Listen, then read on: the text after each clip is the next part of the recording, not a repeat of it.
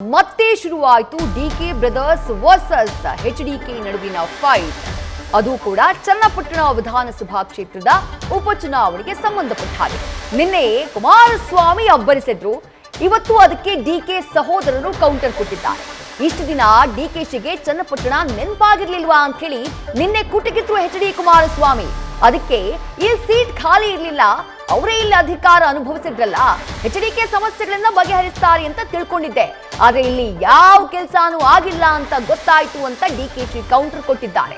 ಇನ್ನು ಡಿಸಿಎಂ ಡಿಕೆಶಿ ನಿದ್ದೆಗೆಟ್ಟಿದ್ದಾರೆ ಎನ್ನುವ ಎಚ್ಡಿಕೆ ಹೇಳಿಕೆ ವಿಚಾರಕ್ಕೆ ಸಂಬಂಧಪಟ್ಟ ಹಾಗೆ ಜನರ ಕೆಲಸ ಮಾಡಿ ನಿದ್ದೆಗೆ ಸಮಯ ಇಲ್ಲ ಅಂತ ಹೇಳಿ ಡಿಕೆಶಿ ಟಾಂಗ್ ಕೊಟ್ಟಿದ್ದಾರೆ.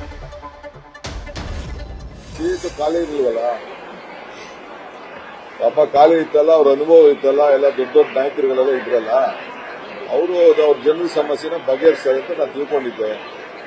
ಅವ್ರು ನಾನು ಮೀಟಿಂಗ್ ಬಂದಾಗ ಗೊತ್ತಾಯ್ತು ನನಗೆ ಏನು ಆಗಿಲ್ಲ ಇಲ್ಲಿ ಅಂತ.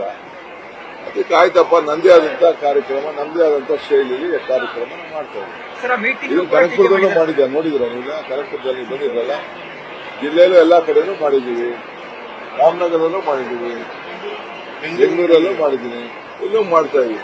ಹೌದಪ್ಪ, ನಮ್ ನಿದ್ದೆನೇ ಇಲ್ಲ, ಏನಿಲ್ಲ, ಜನ ಸೇವೆ ಮಾಡ್ಕೊಂಡೆ ನಮ್ ನಿದ್ದೆ ಇಲ್ಲ. ಏನ್ ಮಾಡಕ್ಕಾಗ್ತದೆ? ಅವ್ರು ನೋಡಿದ್ರೆ ಗಡಗಡ ಅಂತ ಗಿಡಕ್ತೀನಿ. ನ್ಯೂಸ್ ಫಸ್ಟ್ ನಿರ್ಭೀತಿಯಿಂದ ನಿಮ್ಮ ಪರವಾಗಿ.